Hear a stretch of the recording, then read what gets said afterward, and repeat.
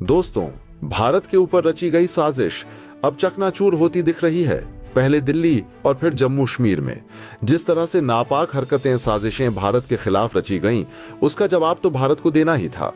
भारत की सेना की तरफ से लगातार पीओके और एलओसी पर बड़ी कार्रवाई चल रही है। लेकिन इस वक्त की सबसे बड़ी खबर, सबसे बड़ी बिग ब्रेकिंग न्यूज निकल कर आ चुकी है। एलओसी के पास से, जहां पर भारतीय सेना को एक बहुत बड़ी अचीवमेंट मिल चुकी है, या यूं कह लीजिए भारतीय सेना ने अब तक के सबसे बड़े और अहम ठिकाने को ध्वस्त करने में कामयाबी पाई है। और अब तक का यह भारत की तरफ से एलओसी पर सबसे बड़ी कार्रवाई बताई जा रही है। दरअसल भारत ने एक दो नहीं बल्कि लगभग 28 सीक्रेट बंकरों को, जो कि यह बंकर भारत में इलीगली यानी गलत तरीके से घुसने के लिए इस्तेमाल किए जाते थे, उन बंकरों को सीधा निशाना बनाते हुए आतंकी ठिकानों को ध्वस्त करने का काम किया है। एलओसी की बर्फीली खामोशी को चीरते हुए एक ऐसी खबर सामने आई है जिसने पूरे देश की धड़कनें तेज कर दी हैं। दिल्ली और फिर जम्मू कश्मीर में जिस तरह नापाक हरकतों की कड़ियां जुड़ रही थीं, खुफिया एजेंसियों को पहले ही अंदेशा था कि इसके पीछे कोई बड़ा खेल छिपा है। लेकिन असल में क्या यही रहस्य भारतीय सेना को रात दिन बेचैन कर रहा था? पिछले 72 घंटों से पीओके और एलओसी के आसपास विशेष यूनिटों की गुप्त तैनाती चल रही थी और जमीन पर कुछ ऐसा पक रहा था जिसकी भनक दुश्मन को भी नहीं थी। तेज ठंडी हवा, ऊंचाई पर पसरा अंधेरा, और उस अंधेरे के बीच भारतीय जवानों की सधी हुई चाल, जैसे हर कदम किसी बड़े रहस्य की ओर बढ़ रहा हो। आज तड़के अचानक सेना के कम्युनिकेशन चैनल पर एक कोडेड संदेश आया, object sighted moving pattern unusual.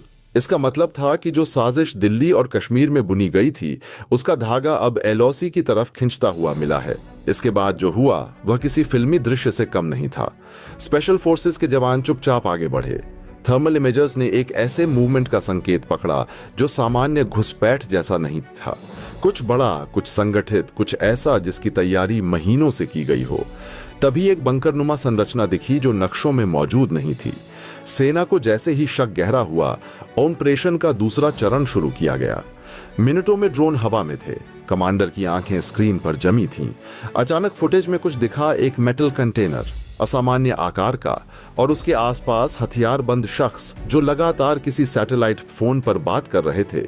यह साफ था कि यह सिर्फ घुसपैठ नहीं बल्कि भारत के खिलाफ एक बहुत बड़ा विस्फोटक खेल था, जिसे दिल्ली और कश्मीर की घटनाओं से जोड़कर देखा जा रहा था।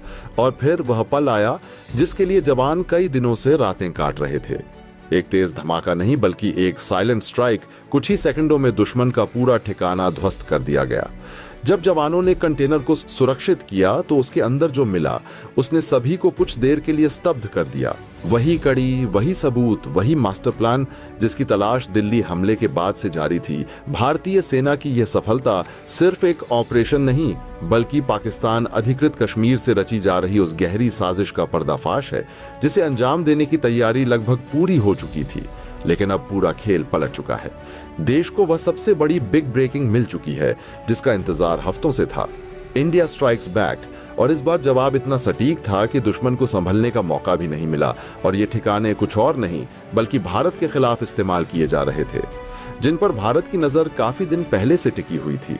भारत की इंटेलिजेंस की तरफ से लगातार इन ठिकानों को ट्रेस किया जा रहा था। भारत की इंटेलिजेंस लगातार इन ठिकानों की स्थिति और यहां पर होने वाली मूवमेंट को कैप्चर कर रही थी। और इस कैप्चर के साथ ही भारत ने स्पष्ट किया था कि इन जगहों को लॉक किया जाएगा। और इसके बाद भारत की तरफ से इतनी बड़ी कार्रवाई होगी, इस बात का जरा सी भी भनक पाक को नहीं थी। दरअसल अमेरिका की तरफ से लगातार भारत की तरफ बढ़ रही इन सभी गतिविधियों को लेकर के अलर्ट जारी किया गया था। और यहाँ पर भारतीय सेना लगातार मोर्चा संभाल चुकी है। यहाँ पर लगातार भारत की तरफ से राफेल फाइटर जेट का इस्तेमाल किया जा रहा है। ये फाइटर जेट जो भारत बहुत आकस्मिक कंडीशन में ही अब एलओसी के पास उतारता है। लेकिन इस वक्त भारत लगातार लगभग 3 दिनों से एलओसी पर अपने इन राफेल फाइटर जेट कर रखा है, जो घाटियों वादियों की एक एक क्षण की निगरानी कर रहे हैं। वहीं दूसरी तरफ भारत ने सैटेलाइट इमेज से भी कई बड़ी जगहों को निशाना बनाते हुए टारगेट किया है। इस वक्त बड़ी अपडेट सामने आ रही है, बड़ी खबर सामने आ रही है। इस खबर के बाद पीओके का हाल बेहाल हो चुका है। पाक अपनी स्थिति पर पूरी तरीके से टिक नहीं पा रहा है। हाल यह बन चुका है कि पाक के एलओसी के आसपास करीब के स्थितियों पर कई जगहों पर ब्लैकआउट किया गया है। ये ब्लैकर कुछ और नहीं बल्कि उन जगहों को बचाने के लिए किया जा रहा है जिन जगहों पर भारत लगातार निशाना साध रहा है। क्या है इस वक्त पूरी खबर? अपडेट सामने आई है अमेरिका की तरफ से, इस पर बहुत बड़ा बयान आया है। साथ साथ रूस को लेकर के और साथ ही इजराइल ने भी भारत को लेकर के बहुत बड़ा सपोर्ट एक बार फिर से दिखाया हुआ है। यहां पर भारत ने इजराइल की मदद काफी बड़े इस मेजर लेवल पर लिया है, जहां पर यह स्थिति साफ होती है कि आखिरकार इन चीजों पर चल क्या रहा है, क्या कंडीशन इस वक्त बनी हुई है। और इस वक्त जब आप यह वीडियो देख रहे हैं, क्या कंडीशन है एलओसी पर, वो भी आपको बताएंगे। चैनल पर बने रहे, वीडियो को लाइक, और चैनल को अगर अभी तक आपने सब्सक्राइब नहीं किया तो सबसे पहले चैनल को सब्सक्राइब कर लें। बेल आइकन को जरूर दबा लीजिएगा ताकि इससे जुड़ी खबर अपडेट आप तक सबसे पहले पहुंचती रहे। दोस्तों, अगर आप देश के किसी भी कोने से बैठकर के हमारी वीडियो से कनेक्ट हो रहे हैं तो आपसे एक और अनुरोध है कि आप जिस जगह से वीडियो देख रहे हैं उस जगह का नाम कमेंट बॉक्स में लिख करके जरूर बताइएगा। साथ ही यह भी लिखिएगा कि आपको हमारी वीडियो कैसी लगती है। दोस्तों, जिसकी गूंज इस वक्त पूरी दुनिया में सुनाई दे रही है वह है भारत की धमाक। आखिर यह बात किसी से छिपी नहीं है और भारत की जनता ना ही पूरी दुनिया से कि भारत अब प्रतिशोध में पूरी तरीके से अब लग चुका है। भारत की तरफ से खौफनाक जो अंजाम है वो पूरी दुनिया अब देखने जा रही है, क्योंकि यकीन मानिए दुनिया भर की बड़ी बड़ी इंटेलिजेंस कंपनियां, चाहे वो अमेरिका की CIA हो या फिर ब्रिटेन की MI6, सभी की नजरें इस वक्त भारत के अगले कदम पर टिकी हुई हैं। सभी यही देख रहे हैं कि आखिर भारत अब क्या करेगा। अमेरिका के इंटेलिजेंस ने तो यहां तक दावा किया है, भारत लगातार अब अपनी सैटेलाइट इमेज में साफ पता चल रहा था कि भारत की तरफ से लगातार सेना आगे बढ़ रही है। LOC पर भारत लगभग 60,000 से ज्यादा अपनी सेना उतार चुकी है। भारत ने लगातार उन चौकियों को भी एक्टिवेट किया जिन चौकियों पर भारत लंबे समय से अपनी सेना को नहीं उतार रहा था। उन जगहों पर भी भारत ने भीषण मात्रा में सेना को उतारा, जिसके बाद भारत की तरफ से टैंक और आर्टरीज, यहां तक कि मोटर सिस्टम तक को लॉन्च किया गया और इसके बाद से ही भारत ने इनको ट्रिगर किया था। भारत लगातार पिछले 48 घंटों से इन सभी ठिकानों को चुन चुन करके एक एक करके इकट्ठा कर रहा था, जिसके बाद भारत की तरफ से इस वक्त बहुत बड़ी कार्रवाई की गई है। भारत की अत्याधुनिक सैटेलाइट निगरानी से पिछले कुछ हफ्तों में साफ संकेत मिलने लगे थे कि सीमा पार से होने वाली गतिविधियां अब केवल उकसावे तक सीमित नहीं रहीं, बल्कि उनकी प्रकृति लगातार आक्रामक और सुनियोजित होती जा रही थी। इसी के चलते भारत ने LOC पर अपनी तैनाती को तेजी से बढ़ाया और बीते 48 घंटों में जिस प्रकार व्यापक स्तर पर सैनिक जमावड़ा किया गया, उसने पूरे क्षेत्र में हलचल मचा दी। सैटेलाइट इमेजों में स्पष्ट दिखाई दे रहा था कि भारत लगभग 60,000 से अधिक जवानों को पहले से आगे बढ़ा चुका है और यह संख्या निरंतर बढ़ रही है। विशेष रूप से उन चौकियों और अग्रिम पोस्टों को भी सक्रिय किया गया जिन्हें भारत ने कई वर्षों से निष्क्रिय रखा था या केवल प्रतीकात्मक उपस्थिति बनाए रखी थी। यह कदम भारत की नई रणनीतिक मुद्रा का प्रतीक था, एक ऐसी मुद्रा जिसमें अब केवल रक्षा नहीं बल्कि निर्णायक आक्रामक क्षमताओं के प्रदर्शन को प्राथमिकता दी जा रही थी। जैसे जैसे चौकियां सक्रिय होती गईं, भारी हथियारों का जमावड़ा भी शुरू हो गया। टैंक, स्वचालित आर्टिलरी प्रणाली, लंबी दूरी तक मार करने वाले मोटर लॉन्चर और मोबाइल फायर यूनिट्स को तेजी से तैनात किया गया। इलाके की भौगोलिक परिस्थितियों को ध्यान में रखते हुए भारत ने ऐसे सभी महत्वपूर्ण मार्गों और ऊंचाई वाली पोजीशनों पर कब्जा मजबूत किया जहां से किसी भी प्रकार की घुसपैठ या शत्रु गतिविधि को शुरुआती चरण में ही कुचला जा सके। पिछले 48 घंटों में भारत की सेना ने उन सभी संदिग्ध ठिकानों और संभावित दुश्मन के लॉन्च पॉइंट्स को अपनी सूची में शामिल किया जहां से भविष्य में किसी भी प्रकार का खतरा उत्पन्न हो सकता था। इसके बाद सेना ने एक एक कर उन स्थानों को चिह्नित किया, उनकी दूरी, पहुंचने का मार्ग, मौसमीय बाधाएं और दुश्मन की गतिविधि के पैटर्न को ध्यान में रखते हुए एक व्यापक सैन्य योजना तैयार की। इसी योजना के तहत आज भारत की तरफ से एक बहुत बड़ी कार्रवाई को अंजाम दिया गया जिसने पूरे क्षेत्र में तनाव की तीव्रता को नए स्तर पर पहुंचा दिया। भारतीय तोपखाने ने कई रणनीतिक ठिकानों पर एक साथ फायरिंग की, जिसका उद्देश्य केवल जवाब देना नहीं बल्कि विरोधी की क्षमताओं को जड़ से खत्म करना था। भारी बमबारी की आवाज दूर दूर तक सुनाई दी और कई इलाकों में दुश्मन के ठिकानों पर धुआं और आग के गुबार उठते दिखाई दिए। भारत की इन कार्रवाइयों ने यह संदेश बहुत स्पष्ट कर दिया कि अब भारत न केवल सीमा पर होने वाले उल्लंघनों को सहन करने के मूड में नहीं है, बल्कि उनके खिलाफ निर्णायक सैन्य कार्रवाई के लिए भी पूरी तरह तैयार और सक्षम है। इस रणनीतिक बदलाव के पीछे केवल रक्षा का उद्देश्य नहीं था, बल्कि क्षेत्रीय स्थिरता और भारतीय सीमाओं की सुरक्षा को अक्षुण्ण बनाए रखना था। इसके अलावा सेना ने उन मार्गों पर भी विशेष ध्यान दिया जो घुसपैठियों के लिए अक्सर उपयोग में लाए जाते थे। इन मार्गों को उन्नत निगरानी उपकरणों, ड्रोन कैमरों और थर्मल इमेजिंग सिस्टमों से कवर किया गया। इन सब प्रयासों ने पिछले 48 घंटों को बेहद महत्वपूर्ण और संवेदनशील बना दिया। भारतीय सेना की इस कार्रवाई ने न केवल तत्काल खतरे को दबाया, बल्कि यह भी स्पष्ट संदेश दिया कि सीमा की सुरक्षा के प्रति भारत की प्रतिबद्धता अटल है। इस पूरे अभियान में जिस तरह विभिन्न सैन्य शाखाओं, इन्फेंट्री, आर्टिलरी, आर्मर कंटिंजेंट और एयर सपोर्ट यूनिट्स ने समन्वय के साथ कार्रवाई को अंजाम दिया, वह भारत की आधुनिक सैन्य क्षमता और त्वरित प्रतिक्रिया प्रणाली की परिपक्वता का भी प्रमाण है। अब स्थिति यह है कि एलओसी पर भारत की मजबूत और रणनीतिक तैनाती के बाद किसी भी प्रकार के उकसावे का जवाब कई गुना अधिक ताकत से दिया जा सकेगा। इस कार्रवाई के बाद क्षेत्र में न केवल सैन्य तनाव बढ़ा है, बल्कि भू राजनीतिक समीकरण भी तेजी से बदलने लगे हैं। भारत द्वारा उठाए गए इन कदमों ने संकेत दे दिया है कि अब सीमा पर किसी भी प्रकार की गतिविधि के परिणाम अत्यंत गंभीर होंगे और भारत की सेना अपने राष्ट्रीय हितों और संप्रभुता की रक्षा के लिए किसी भी हद तक जाने के लिए तैयार है।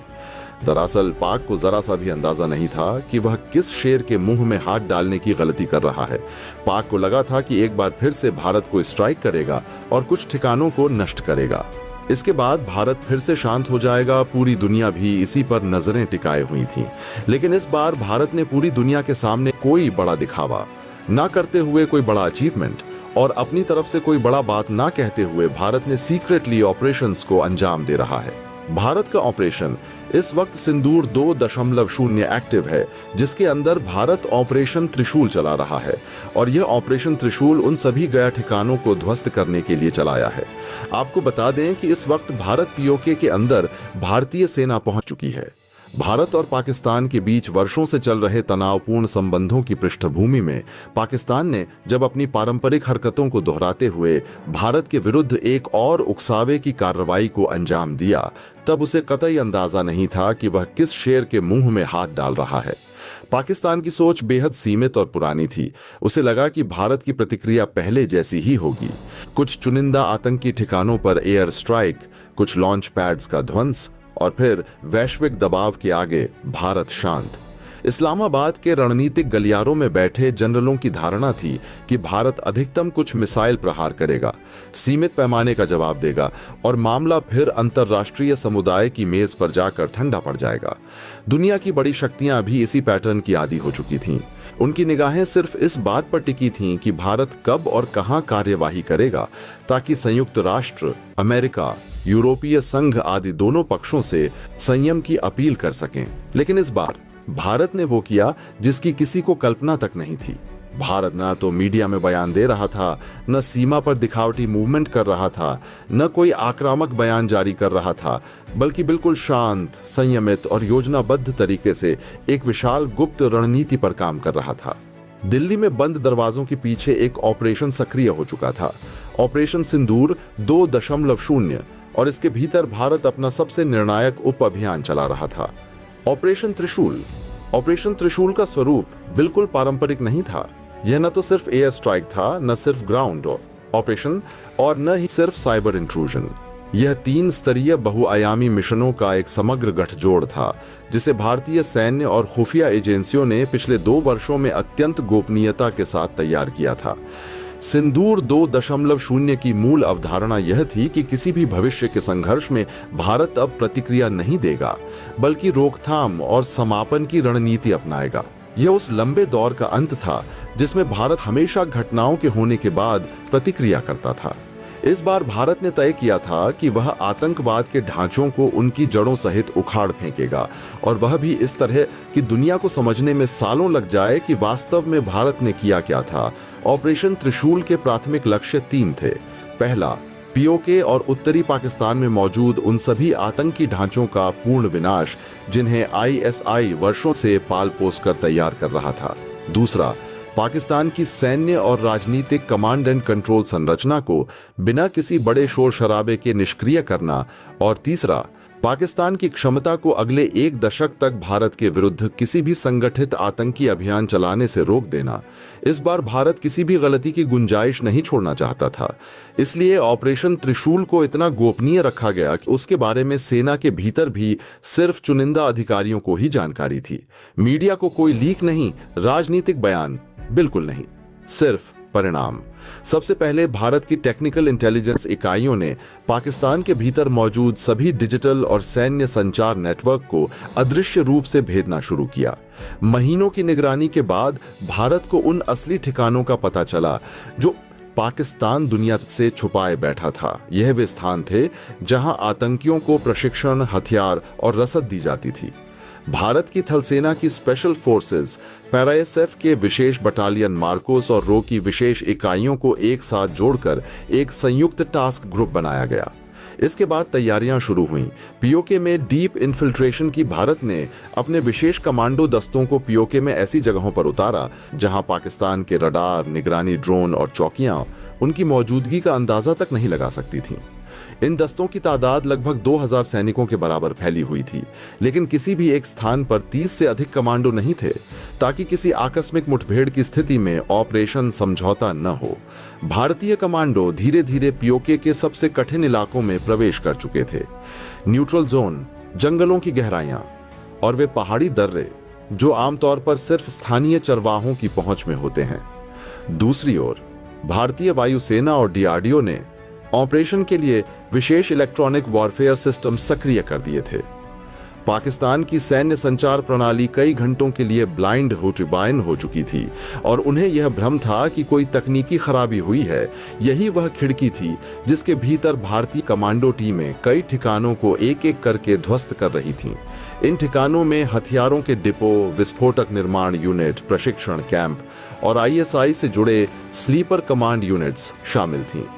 पीओके के मुजफ्फराबाद, रावलकोट, बाग और कोहिस्तानी क्षेत्रों में भारत की दस्तक इतनी चुपचाप थी कि कई पाकिस्तानी चौकियों को अगले 2 दिन तक यह अंदाजा ही नहीं हुआ कि उनके पीछे की पहाड़ियों से गोलाबारी क्यों हो रही है।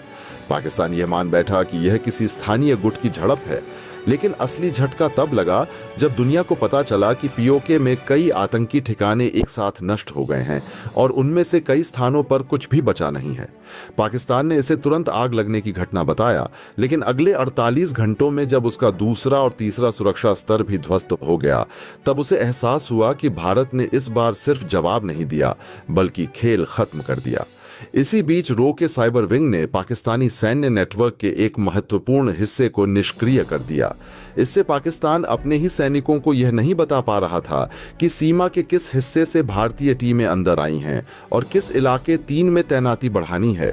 पाकिस्तानी सेना की आंतरिक अव्यवस्था भारत के लिए अवसर बन चुकी थी। यह वह स्थिति थी जिसका इंतजार भारत 3 दशक से कर रहा था।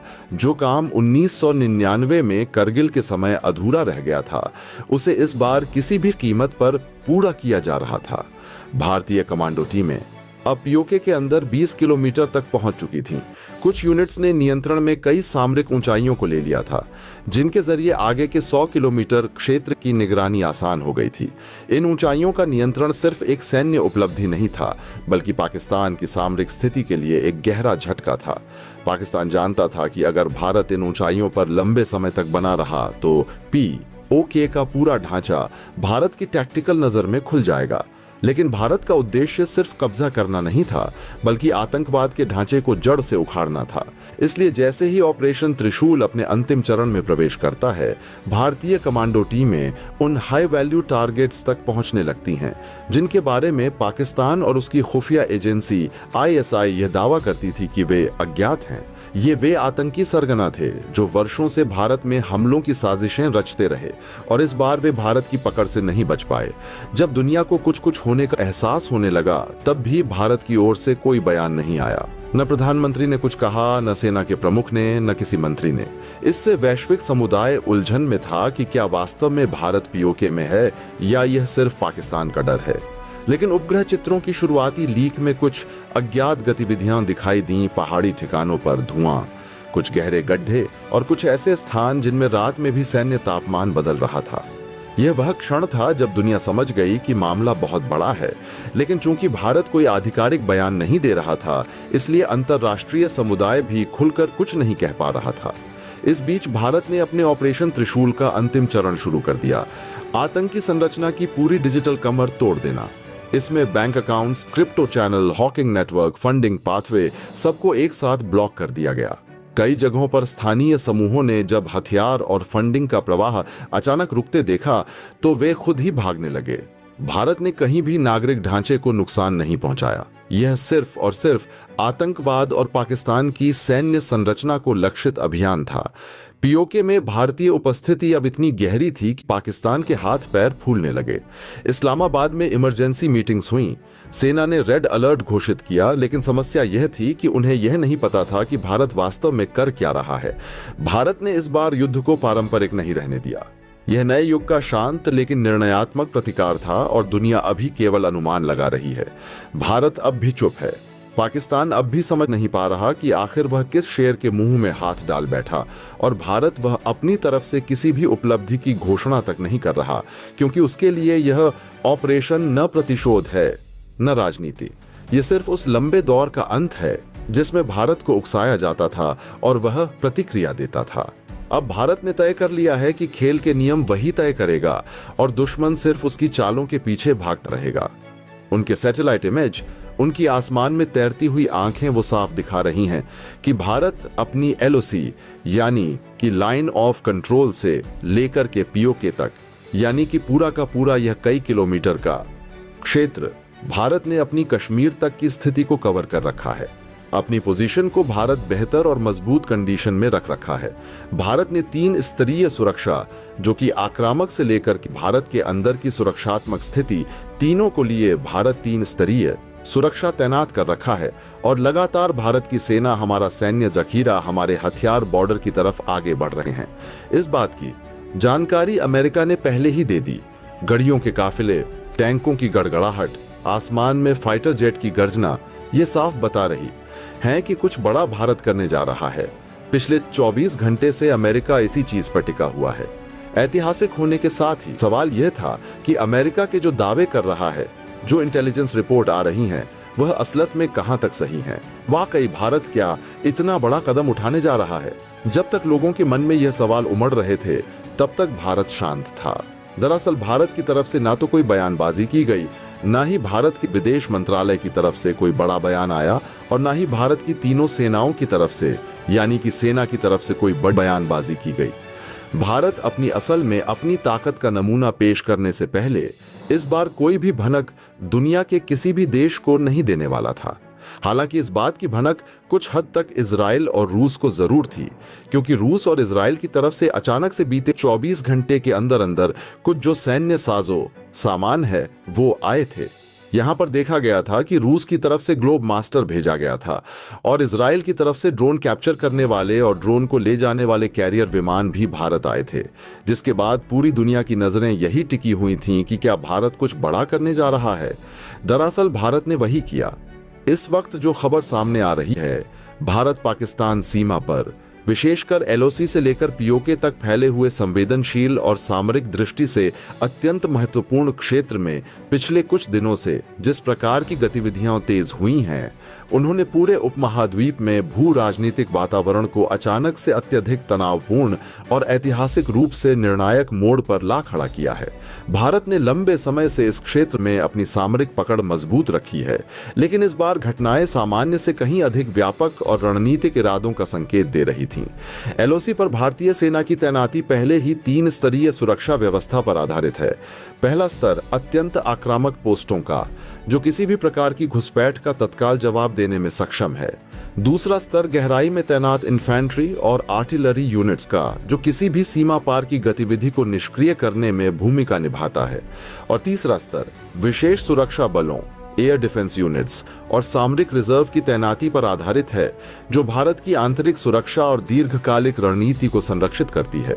यह 3 स्तरीय ढांचा भारत को न सिर्फ एक अभेद्य सैन्य ढाल प्रदान करता है, बल्कि जरूरत पड़ने पर एक आक्रामक सैन्य अभियान चलाने की पर्याप्त क्षमता भी देता है। बीते 24 से 48 घंटों में सीमा पर जो हलचल बढ़ी, वह सामान्य पेट्रोलिंग या रूटीन एक्सरसाइज से बिल्कुल अलग थी। बख्तरबंद गाड़ियों के विशाल काफिलों का उत्तरी कमांड की ओर बढ़ना, भारी भरकम टैंकों की गड़गड़ाहट, आर्टिलरी बैटरियों को उच्च पर्वतीय क्षेत्रों की ओर ले जाना और आसमान में भारतीय वायुसेना के सुखोई 30, मिराज 2000 और राफेल फाइटर जेट्स की लगातार उड़ानें इस ओर संकेत कर रही थीं कि भारत किसी बड़े सैन्य रणनीतिक निर्णय की तैयारी में है। दोस्तों, आपकी क्या राय है कमेंट बॉक्स में जरूर से बताएं और साथ ही चैनल को सब्सक्राइब करना ना भूलें। आपके एक सब्सक्राइब से हमारी काफी बड़ी मदद होती है। जय हिंद।